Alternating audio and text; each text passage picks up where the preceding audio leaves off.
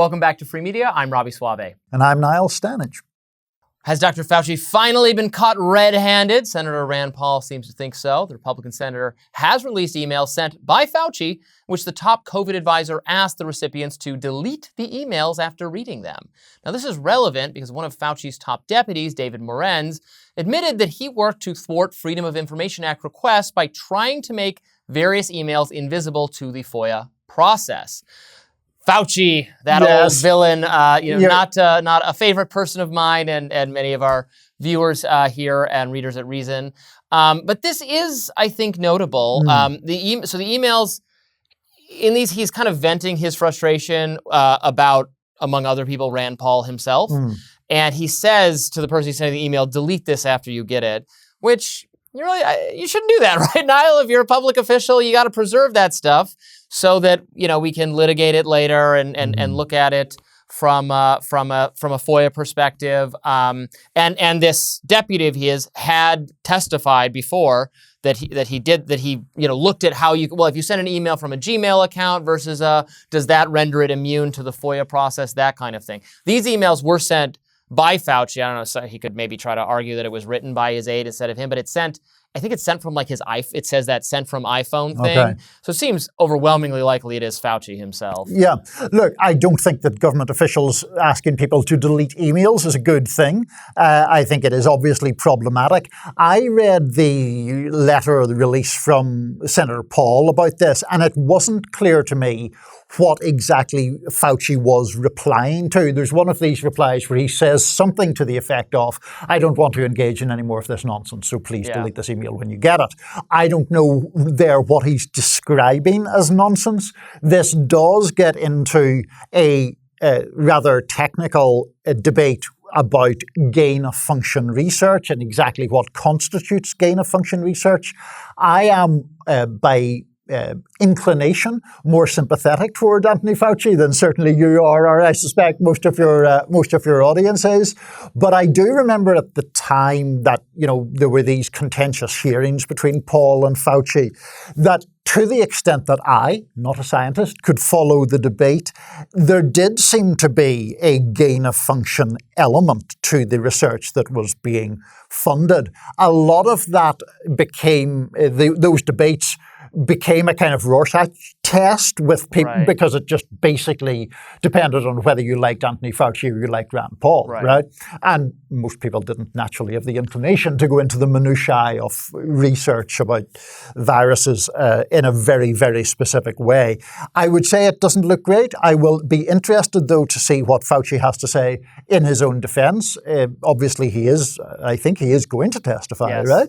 So I will be looking forward to hearing his side of the story. Yeah, this is the subject on which I want to hear more from Fauci, and I'm most interested in accountability. We can't go back and relitigate, unfortunately, some of the pandemic policies that he recommended that I think are bad, but I think it is fundamentally important to litigate how COVID arose and whether we should be wary of policies that were in place. And again, something that most people know by now, but is always worth bringing up again, the fact that Barack Obama had ordered a pause to what he described as gain-of-function research. So if Fauci wants to say, well, this wasn't technically gain-of-function research, aha, I got you, I define it differently, well, that's going to be a little bit beside the point. The democratically elected president of the United States tried to stop you or constrain you because he thought it was dangerous. And an exception was carved into that order for, this is, how they get it. It's a national security exception. Oh, so you can do whatever you want.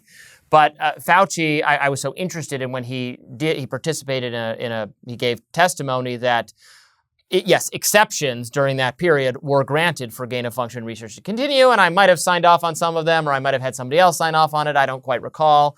That's what we want to know, because that's the relevant period where, these experiments, and maybe these experiments did not cause COVID. Maybe these experiments were done without government direction or funding, although it sure looks like that relevant EcoHealth Alliance organization tried to get funding for a project that looked exactly like the kind of thing.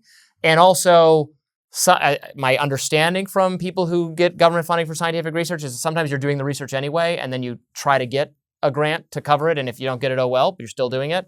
That's all, those are the questions. Those are the things I think Fauci needs to really answer for, or we need to hear more from. We haven't heard very much from Fauci at all lately. I thought he was going to do this big media tour. Maybe it speaks to him, his star kind of falling, I guess. He's also, he's well into his 80s by now, I think. I think he was 80 or 81 he should by run the for time Senate then. Or president. Yeah.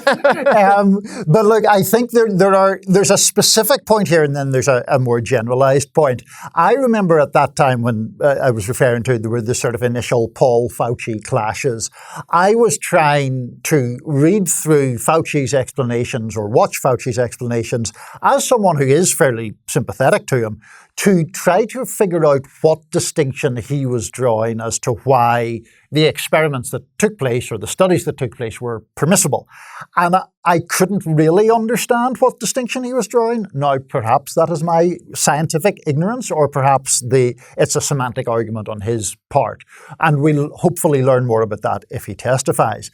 I think the broader point where I differ from many people is there is an issue about exactly how you define gain-of-function research. And then there is the sort of much broader conspiracy-minded plandemic, all that stuff. Yes, not planned. I find that stuff, I just don't believe that stuff, and I don't think there is compelling evidence of it. No, not done on purpose, because the negligence, the known negligence in these labs is appalling. Even if they were not the origins of COVID in the Wuhan research lab, the lack of proper safety processes being followed, and then the cataclysm that was brought on, the people in China itself. No, not planned.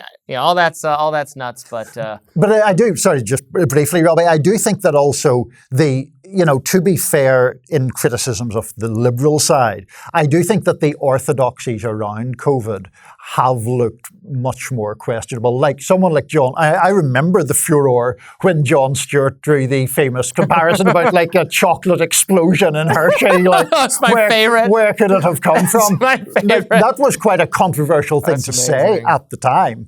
And, now I think it is much less controversial. And Jon Stewart looks much more prescient, and the people who hit him for that look much sillier. Yes, indeed. We'll leave it there. More free media coming up later. Let us know what you think, and we'll see you in a bit.